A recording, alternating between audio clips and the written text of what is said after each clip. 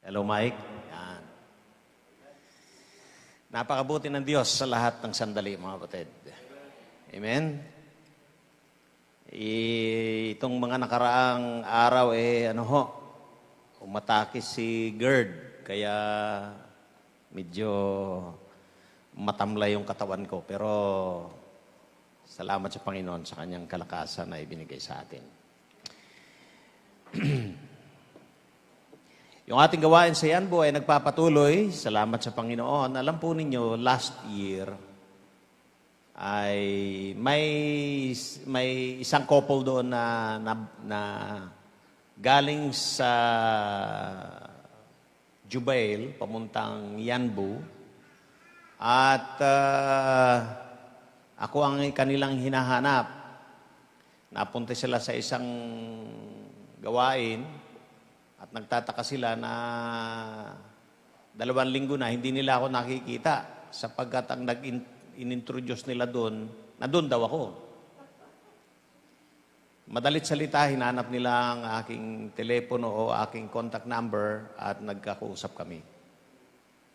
Niloob ng Diyos na sila ay malipat sa Yanbu sapagkat after 7 months ako pala ay ma-demobilize at yung mga sandaling yun ay talagang binigyan ko siya ng panahon na matrain at siya ngayon ang naglilid sa gawain ng Panginoon doon. At tuloy-tuloy ho ang gawain, bagamat nagkaroon ng lockdown, nagkaroon ng quarantine, as in wala talagang pagtitipon doon.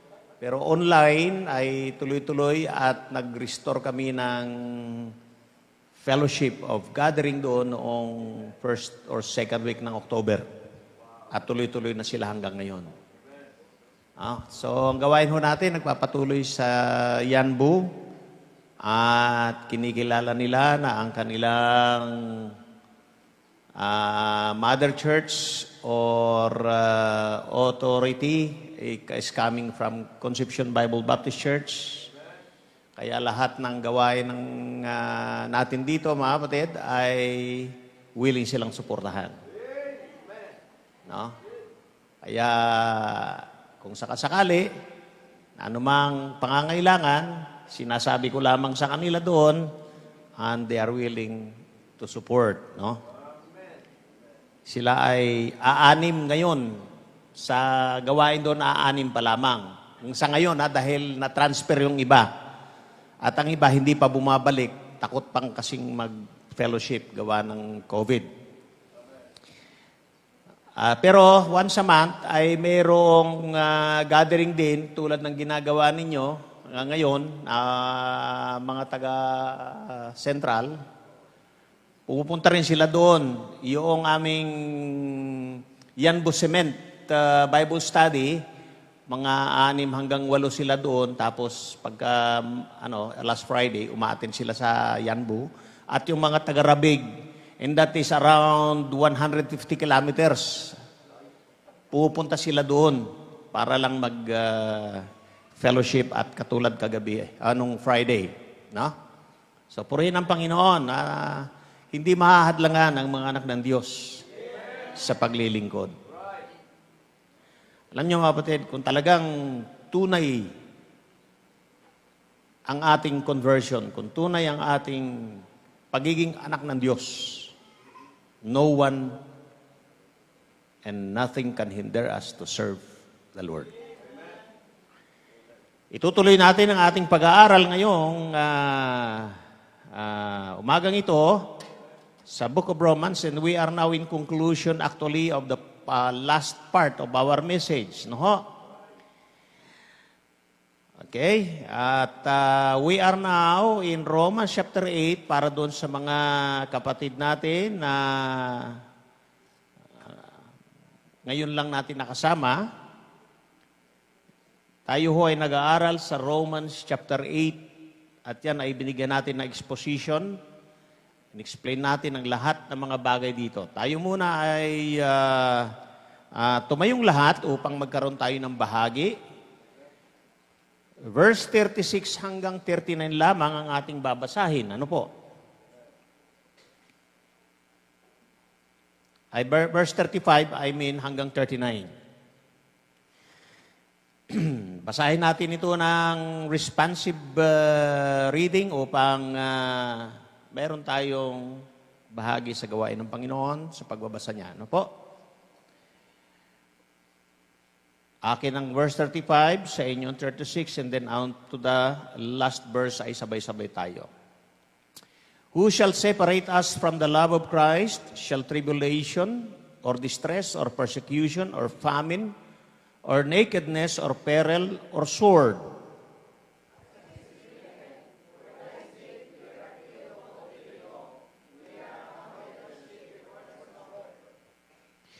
Nay, in all these things we are more than conquerors through Him that loved us.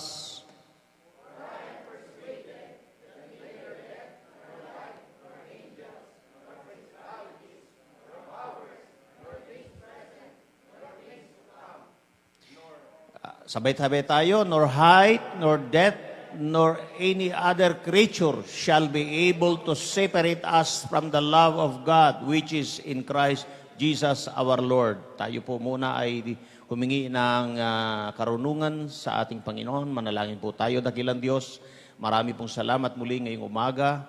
Inyo pong idinako ang aming mga paa, ang aming mga buhay, ang aming mga sarili sa lugar na ito na pinagtitipunan namin upang kayo po ay sambahin, Panginoon. At higit sa lahat ay pag-aralan ng iyong salita. Ang lahat ng gagawin namin, Panginoon, ay mababaliwala kung kayo, Panginoon, ay hindi namin mabigyan ng kalalatian. Kung kaya't, O Diyos, lumalapit kami sa liksikin ng aming mga puso at isipan. At kung inyo pong makita, Panginoon, anumang karumihan, linisin po ninyo ito sa pamagitan ng mahal na dugo ni Kristo upang walang maging hadlang, Panginoon, sa mga pagpapalang inyong inihanda sa amin at higit sa lahat sa paggawa ng iyong banal na Espiritu sa aming mga buhay. Salamat, Panginoon, sa malayang bansa, malayang kalagayan na mayroon na kami, Panginoon, upang kami ay sama-samang makapagsamba sa iyo. Sa ibang lugar, O Diyos, nahahadlangan pa dahil, Panginoon, sa mga affected ng virus, Panginoon. Though the virus is still around, O God, we are so grateful that you are protecting us. And therefore, O God, we give the glory and honor to you, and as we ponder upon thy word, give us the wisdom, give us the understanding, illumine our minds, O God, so that we can grasp, we can apply, and we can see it in our lives, O God. Thank you for your care and thank you for your love. Bless us now, O God, for we pray this in Jesus' name. Amen and amen. Ang Romans chapter 8, ating pinag-aralan. Let's go to our introduction for the sake of those who are just around ngayon lamang. Ating sinabi ng verse 1, ay nagsasabi diyan na there is now therefore no condemnation to them which are in Christ Jesus, who walk not after the flesh, but after the Spirit. Wala na hong condemnation, wala na hong kapahamakan ang sinumang na kay Kristo. Kaya kung tayo ay isang araw tumanggap kay Kristo bilang sarili nating nakapagligtas, we are in Christ Jesus, and therefore, no more condemnation for eternity. Ngayong umaga ho, are you saved? Ikaw ba ay ligtas? Ikaw ba ay nakakatiyak ng kaligtasan? Listen, this is a serious doctrine that must be accepted by faith. Anhin mo ang lahat ng ginawa mo sa church na ito. Kung hindi ka ligtas ngayong umaga, I'm very sorry, we will not see you in heaven. There is therefore, you know, the word therefore is a conjunctive conclusion. Sa gayon, wala nang paghatol ang sino mang na kay Kristo. Tatlong bagay na major points ang ating pinag-aralan. Tayo ay ligtas at wala nang paghatol sa eternidad na kapahamakan sapagkat gawa ng Espiritu at tayo'y pinalaya niya. Hindi lamang pinalaya tayo ng Panginoon mula sa kapangyarihan ng kasalanan, maging sa kapahamakan ng kasalanan. Yan ay makikita natin sa Romans chapter 8, verses 1 to 13. Ang tanging gawain lamang ng mga anak ng Diyos ay kilalanin nila na ang kanilang mga itong ating katawan na ito ay mahina, kung kaya't narapat na ito ipasakop sa banal na Espiritu upang makalakad sa pangunguna ng Espiritu ng Diyos. Number 2, na makikita natin, tayo ay eternally secured in the hands of God because we are adopted as sons of God. Ikaw ay nasa pamilya na ng Diyos. Kung wala kay Kristo, nasa kabilang pamilya ka. Ganun lamang yun. Dadalawa lamang ang pamilya sa mundong ito. Pamilya ng Diyos at pamilya ng kaaway ng Diyos. Wala hong sakang na Kristiyano. Nasa kabila yung paa, sa liwanag, nasa kabila. Nasa dilim. Ang sabi sa Colossians chapter 1, verse 12, we are transferred from darkness into the light in the kingdom of Jesus Christ. Either you are in the kingdom of Satan or you are in the kingdom of God. Importante ito, mga kapatid. Para sa ating mga kapatiran dyan sa taga-central, sa mga kasama ni Brother Francis, please, take note of this. The very reason we are invading the kingdom of darkness because we want to bring more souls into the kingdom of His dear Son, Jesus Christ. Amen? Number 3, He afforded us His plan of salvation. Ipinagkaloob sa atin yung kanyang plano, pinakita niya sa atin lahat. Wala siyang itinago sa atin. Reviewin natin ang mga plano ng Diyos. That's God's eternal purpose. Tingnan natin. Number one, He called us unto salvation. Tinawag tayo ng Panginoon. Sinabi niya sa isang araw nang may nag-share sa iyo ng gospel, that's the time you are calling you. Response to the call of God. Nung may nag-share sa iyo, ikaw ay isang makasalanan, kinakailangan mong magsisi sa iyong kasalanan, ikay tumanggap kayo. Yan ang panahon na tinatawag ka ng Panginoon sa kaligtasan. Number 2, kinilala ka ng Panginoon, and the word for know is looking us with special favor. You know, when He see us, tiningnan kanya na may special na favor. Nais kanyang iligtas, kaya tinawag kanya. Number 3, He predestinated us, and the word predestinated, marking us so we can conform to the image of His Son. Kumbaga sa ano ay, itong taong ito, mamarkahan ko ito. Ito ay pagtanggap niya kay Kristo, siya ay aking hihimukin na maging katulad ng aking anak na si Jesus Christ. That's why we are called Christians. The word Christians means little Christs. We must bear the image of Christ's character. Yan ang ibig sabihin ng predestination sa Romans chapter 8. Number 3, He justified us. Dineklara tayo ng Diyos na righteous before Him. That is an act of God that in front of Him from now on, since He received Jesus Christ, this man is righteous before me and no more condemnation. Amen?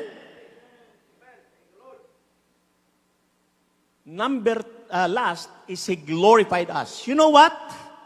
Nandito pa rin tayo sa lupa.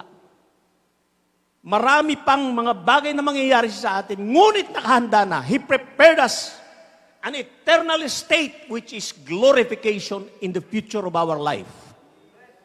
And that is the sign of eternal security of the believers. Narito ka pa man din, you have already a future state which is a glorified body in heaven. Yan ang plano ng Diyos sa atin. Eternally. Number 2. God's everlasting pact. Alam niyo yung pact, yung nung himagsikan, nagkaroon sila ng pact. Ano sila ng mga dugo. Diba? At pinainom sa kanila. Yon. Sa bagay nito, ang Diyos ang nagbigay ng sarili niyang pagtatalaga sa kanyang sarili. Siya mismo. Kumbaga sa ano, ito talaga ay aking panunumpa sa akin sarili. Ito ang ibibigay ko sa mga anak ko. Insurance. If God be for us, who can be against us? Mga kapatid, walang pwedeng gumalaw sa sino man sa atin, maliban pahintulutan ng Diyos. Kung hindi pinahintulutan ng Diyos, na ikaw ay ma-virus, hindi ka mabavirus. Are you listening? Kung kaya't ang bawat isa sa atin sa Conception Bible Baptist Church ay walang na-virus kahit minsan. And we are able to continue our gathering without even one single affected by the virus. Amen? Because we are ensured that if God be for us, who can be against us? Number 2, incomparable gift. Ibinigay naman, sabi nga, kung hindi niya pinagkait ang kanyang anak, ano pa kaya ang lahat? You cannot compare Christ to everything that we need. Christ is all that we need in our life. Number 3, we have the immunity from eternal damnation. Who shall lay anything to the church of God's elect? You know, the word election is a special favor of saving grace of God sa bawat isa. Sabi nung isa, paano kung hindi pinili? Hindi ko problema ng Diyos yun. Ang pinakamaganda sa lahat, pinili niya ako at ikaw. Amen? Ang bahagi ko, ibahagi ko lang ang salita ng Diyos. Hindi ko problema ang magligtas ng tao. Problema ng Diyos yun. My only obligation is that I may share the gospel of Christ. Salamat sa Panginoon, binigyan niya ako ng special favor at ang bawat isa sa atin. Kaya nga po, kung ang kaligtasan ay para sa mga gwapo at magaganda lamang, papaano naman sila? Hindi ba? Amen? Ngayon, gwapo ka ba? Are you listening, mga kapatid? Ganyan ang Diyos magbigay ng special favor sa kanyang mga anak. Number 3. At dito tayo mag-aaral. God's endless protection. Walang hanggang pagprotekta ng Diyos. We are protected by God eternally. Pakibukas. Ang ating pag-aaral is a form of question and answer. Number 1, how does God express His endless protection to His children? Answer, by His everlasting love. Ano sabi yan? Sabi sa Jeremiah 33, verse 3, the Lord hath appeared of old unto me, saying, Yea, I have loved thee with an everlasting love. Therefore, with loving kindness have I drawn thee. Ang pag-ibig ng Diyos ay everlasting, mga kapatid. Alam nyo, tuwing linggo ng gabi, meron akong training doon sa mga leader natin sa Yanbu. Through online. Pinag-aaralan namin ngayon yung the sovereignty of God. Ang Diyos ang may-ari ng lahat by virtue of creation. Therefore, as the owner of all creation, He has all the power and plan. He can control everything. But He cannot condone sin. When God created us, one part of that creation is He created us with freedom of expression, of will and mind. Hindi niya pinakialaman yan. Kaya't nung niloob ng tao, nung ginusto ng taong mahulog sa kasalanan, yun ang gusto ng tao. And by virtue of that plan of God, nahulog ang tao. Hindi niya pinakialaman yun. Ngunit kaagad-agad, nagplano ang Diyos paano maligtas ang tao. Kung kaya't, sinugo niya ang ating Panginoong Hesus para sa ating kaligtasan. Doon pa lamang sa eternity, pinakita na ng Panginoon ang kanyang pag-ibig. I have drawn thee with an everlasting love. Kaya dito sa text natin ngayong umaga, makikita niyo yung tatlong love of Christ, that love us, and the love of God.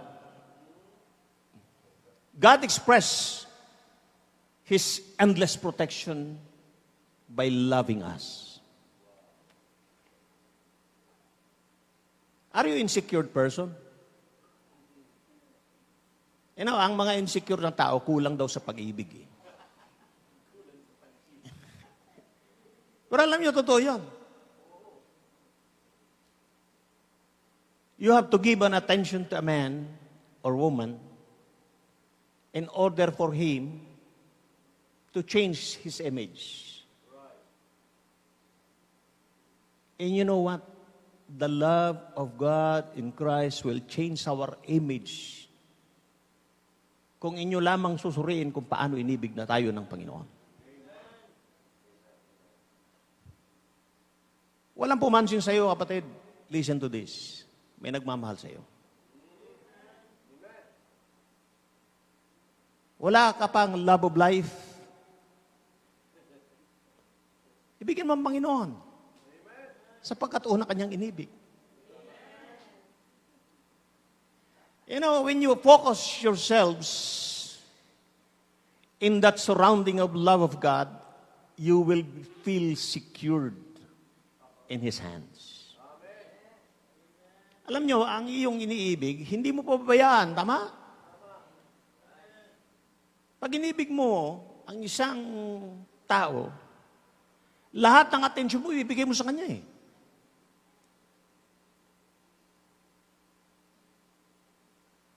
Maghahanap buhay ka kung iyong pamilya, iniibig mo ang iyong pamilya, maghahanap buhay ka para sa pamilya.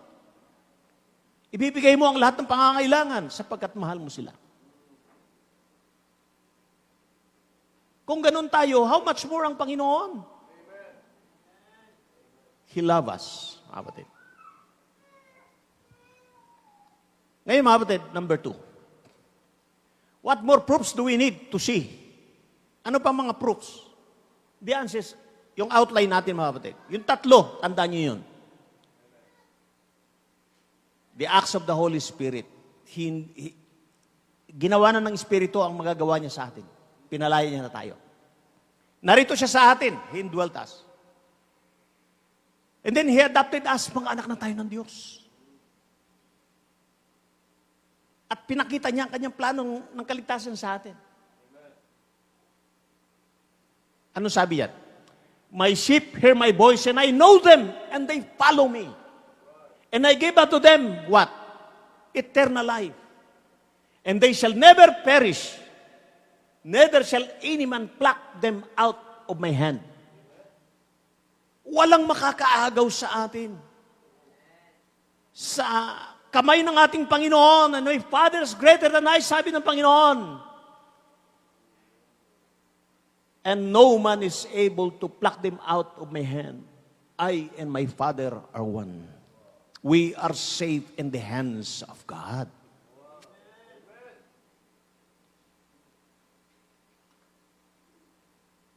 Listen to this, mga kapatid.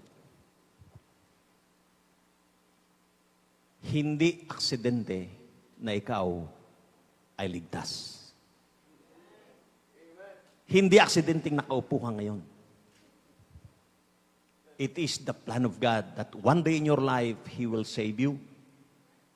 He wants you to grow as a Christian. He wants you to sit down and listen to your pastor. He wants you to be secured in your salvation.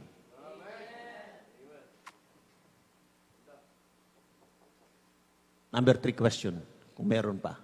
What are they that tried to keep us from God's love? Meron pang nais na ihiwalay tayo sa Panginoon? Meron. Marami. Number 1, circumstantial life-threatening. Ito yung mga nandyan sa text natin.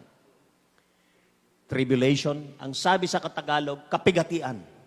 Yan, generally, lahat ng uri ng pagsubok, mararanasan ng isang tunay na Kristiyano. Mabigat at magaan na pagsubok, dadaan ka riyan, kapigatian, tribulation. Pag isa kang Kristiyano, paisi-isi ka lang, parang walang nangyayari. Tuntua ka, naglalakad ka. Hindi mo nasalubong si Satanas. Baka kaakbay mo na.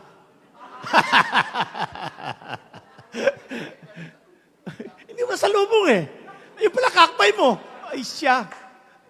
Life is easy. No, as a Christian, we will always find test of life.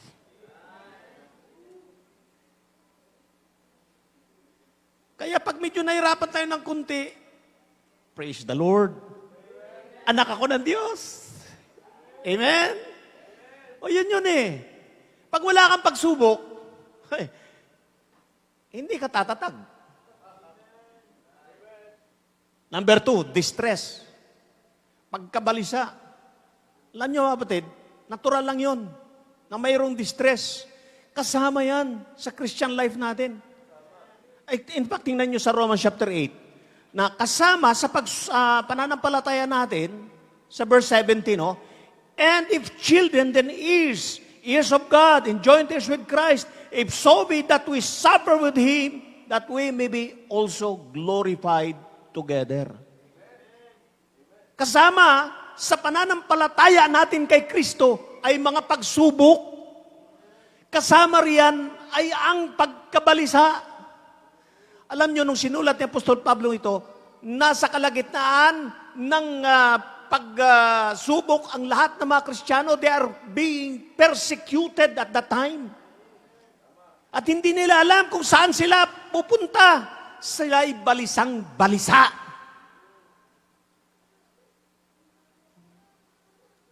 Philippians 1:29, tingnan ninyo, mga kapatid. Anong sabi sa Philippians 1:29? For unto you it is given in the behalf of Christ not only to believe on Him, but also to suffer for His sake.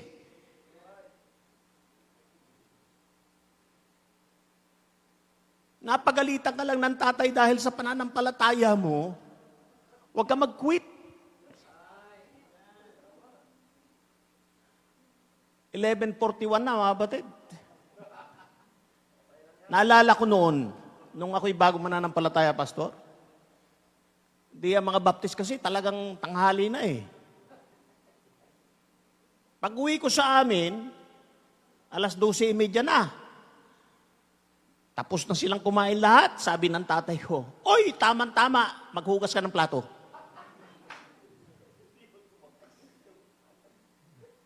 Total, busog ka na sa pagsimba mo eh, sabi ng gano'n. Hindi, totoo alam niyo mga batid. Ako ang unang naging mananampalataya sa amin. Tatay ko, lasinggero. Namatay na isang lasinggero ang tatay ko. Hindi ko alam kung talagang tumanggap siya sa Panginoon o hindi. Sapagkat ako ang huling-huling taong tinatawag daw niya nung siya'y mamatay. Pero ngayon, mga nananampalataya na lahat ng aking mga kapatid. Pati ang nanay ko. Pero nahirap ako noon. Hinabol ako ng taga ng tatay ko dahil mag-a-attend ako sa prayer meeting.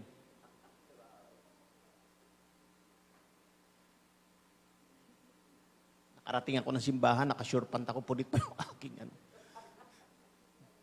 Sabi ng pastor, ano na, magsisimba ka ba? Hindi po. Tumago ako dito, hinahabol ako ng tatay ko eh. Tandang-tanda ko yan sapagkat nung umuwi ako nung madaling araw, ipinanganak yung aking kapatid. Listen mga kapatid. Kasama sa buhay Kristiyano ang pagkabalisa. Number 3, persecution. Pag-uusig.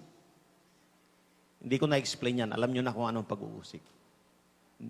Famine.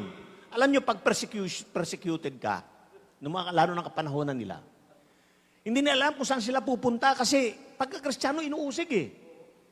Dahil sa pag-uusig sa kanila, nararanasan nila yung tagutom. Magugutom ka. Hindi ka pakakainin eh. Walang magbibigay sa'yo ng pagkain. Sapagkat pag bigay ng pagkain, sabi na, ito, kasama nila. Lalo na, sila ay sa kanilang persecution, tumatakbo sila, hindi nila alam kung may bibitbitin sila sapagkat sila, noong mga panahon na yon, ang iba sa kanila ay slave. Walang damit. Hindi nila alam kung saan sila magpapainit. Hindi nila alam kung saan sila sisilong.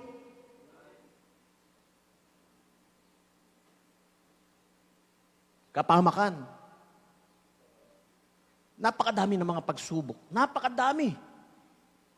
Upang sila ay hiwalay sa pag-ibig sa Diyos. But no one can separate us from the love of God. Sword. Tabak. Sa totoo lang, hindi pa tayo talaga nakaranas ng ganitong uri ng mga pagsubok.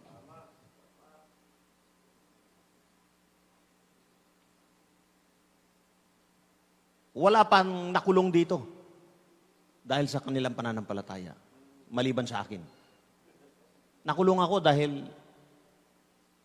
hindi dahil directly, but sabi ko sinong previous na amo ko, you are dangerous, you are preaching the Bible. I'll see to it, you will not be able to come back to Saudi Arabia.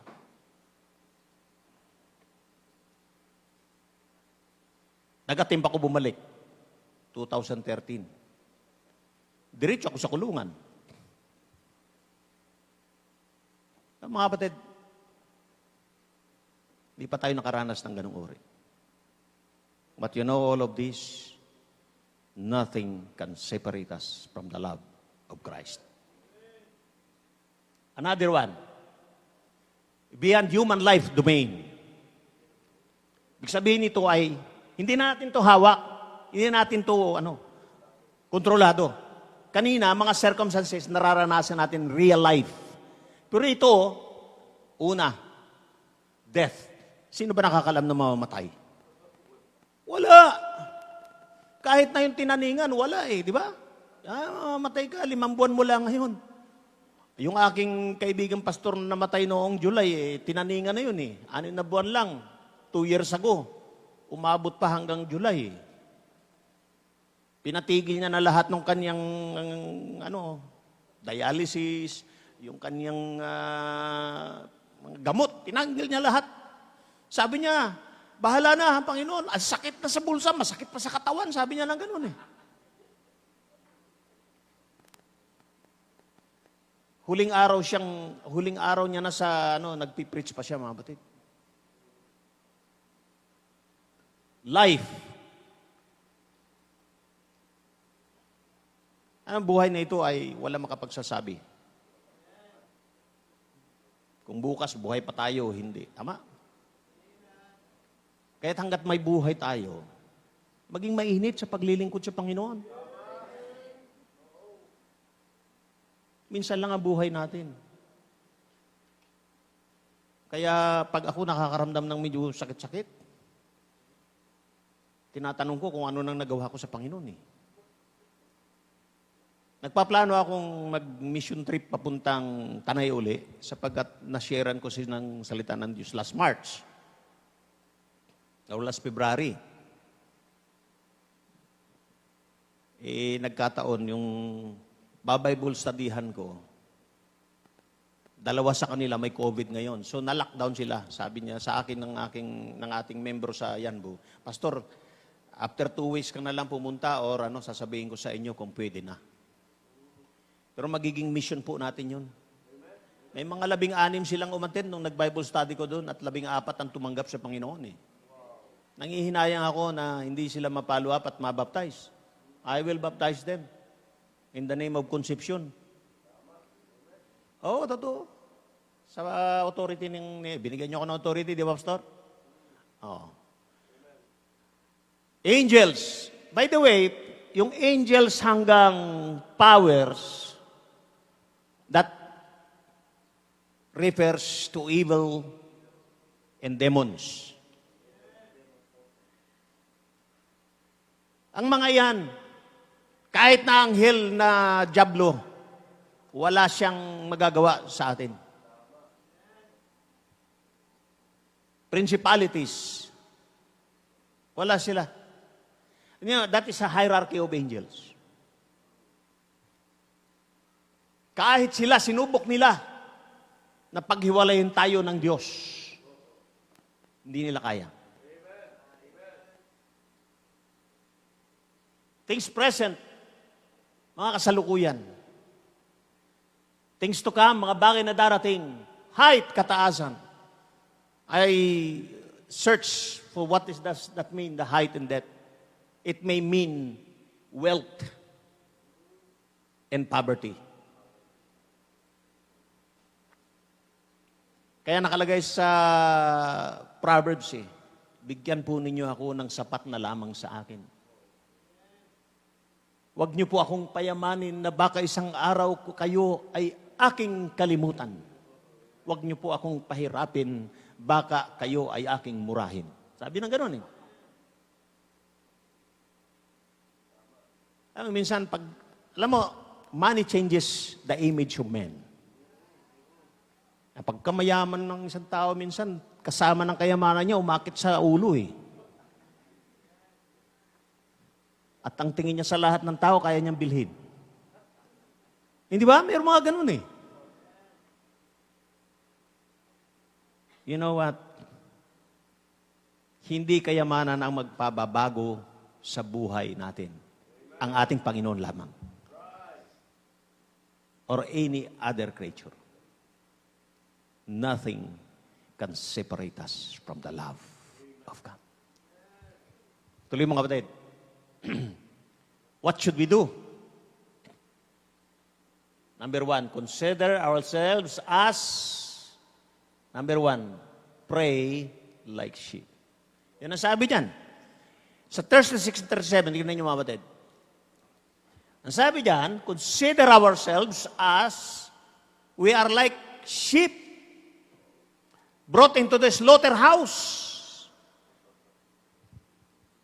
Tandaan niyo mga kapatid, dahil tayo yung mga anak ng Diyos, para tayong mga tupang binabantayan ng dyablo. Ang sabi niya, be sober, be vigilant, because your adversary the devil, as roaring lion, walketh about seeking whom he may devour. Whom resist is steadfast in faith, knowing that the same affliction are accomplished in your brethren that are in the world. Kapatid, listen. Araw-araw, paglabas natin ng simbahan, may leon dyan. Nakabantay si Satanas. Tinitingnan ng bawat isa sa atin. At gusto niya tayong silain. Pag hindi tayo nakabantay sa ating pananampalataya, pag tayo nang hina, kapatid, masisila niya tayo. Listen to this, mga kapatid.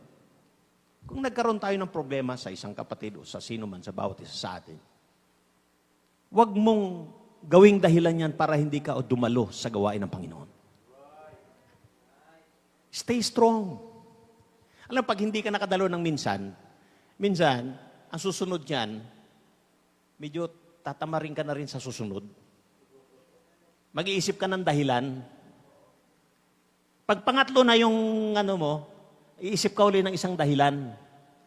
Sa dami ng iyong dahilan, ayaw mo nang dumalo.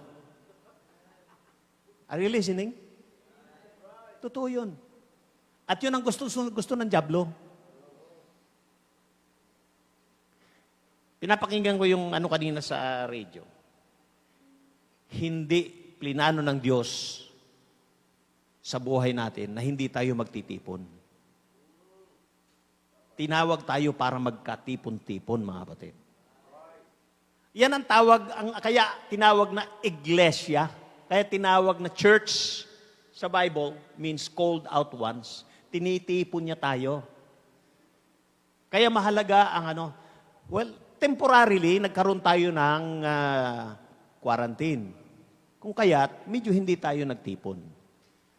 Medyo understandable yun. Pero kung ngayon, ayaw mo pa rin magtipon dahil takot ka, mas matakot ka sa Panginoon kaysa sa COVID. May mga protocols na eh. O yan, nagmamask tayo, may social distancing. O, huwag kang pumunta doon sa medyo matao at medyo affected area. May mga bagay na napipili nating gawin. Mag-inom ka ng vitamin C para malakas ang iyong resistensya. All of this. Take care of your body, but take care more of your spiritual life. How could you express your care and love for the brethren if you are not around? Paano ma-express yung warm fellowship kung wala ka? Be faithful. Be sober. Gustong-gusto ng dyablo. Alam niyo itong quarantine? Hindi gusto ng Diyos ito eh. Gusto ng dyablo yan kasi nawala, halos lahat nawala, pati gawain ng Panginoon naapektuhan eh. Tanggapin natin yon. Pero mga kapatid, pinahintulutan ng Diyos na mangyari yon upang matest din ang pananampalataya natin and purihin ng Panginoon. Nakabalik ang marami sa atin. Pero marami pa rin bakante.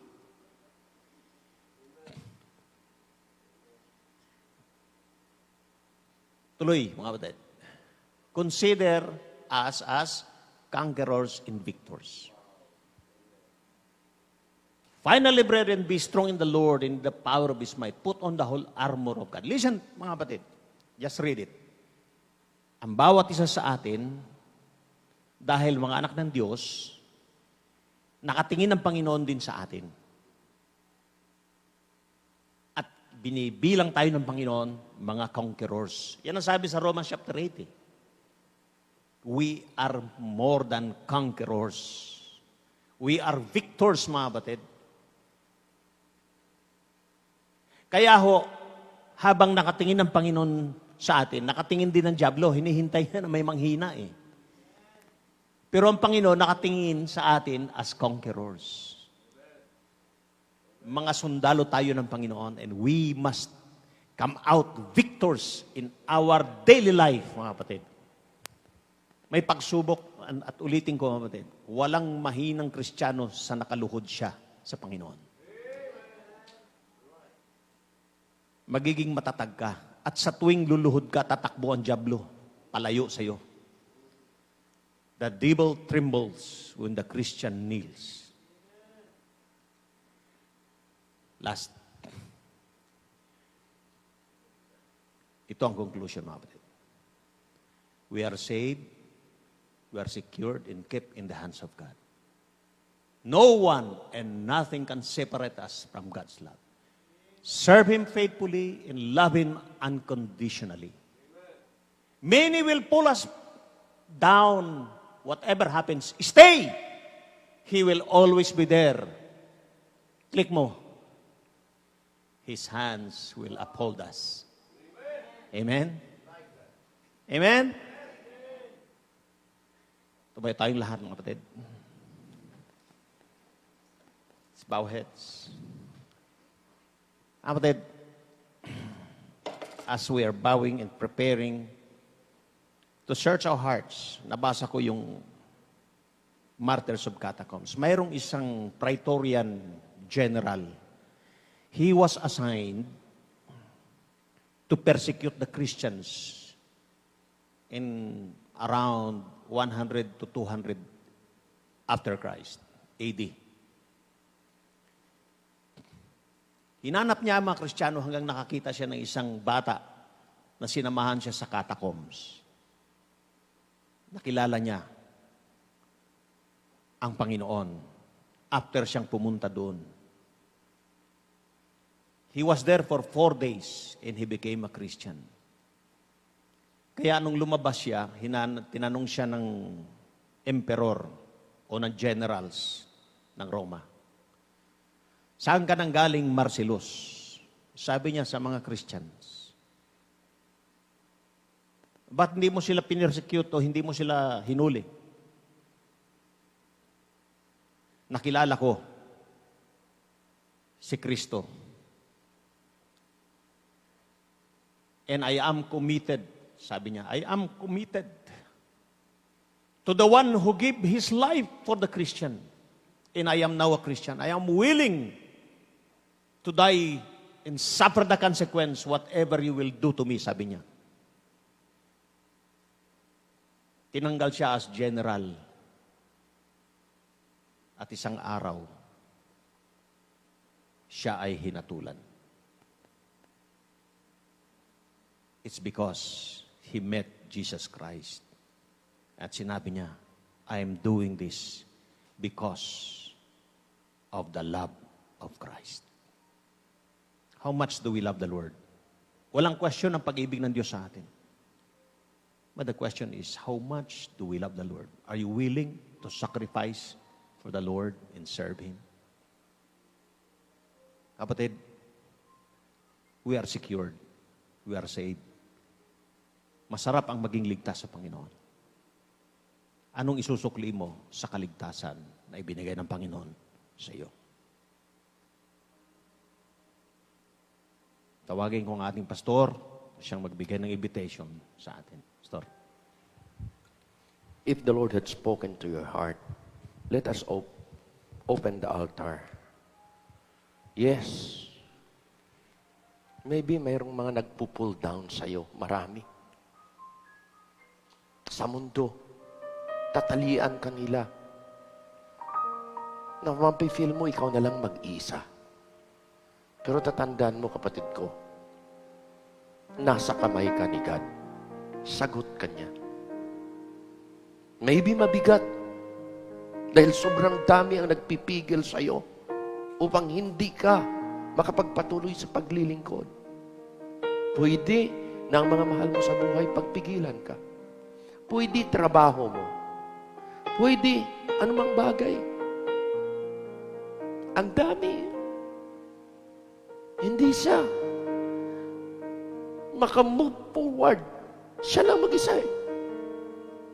Pero ang tindi, nasa loob siya ng kamay ng Diyos. Nasa loob tayo ng kamay ng Diyos. Hindi kaya nila tayong ilain palabas sa Diyos. Ang gawin mo lang ay manalig ka na mas makapangyarihan ang kamay ng Diyos kaysa pumipigil sa iyo sa paglilingkod mo. Will you come and say, Lord, I will rely in your power. I will dedicate my life and totally surrender my life sa inyo. If that is your desire, dito sa altar, halika kayo. Halika kayo. Decide. Decide. Narinig niyo ang mensahe, it's your chance to respond.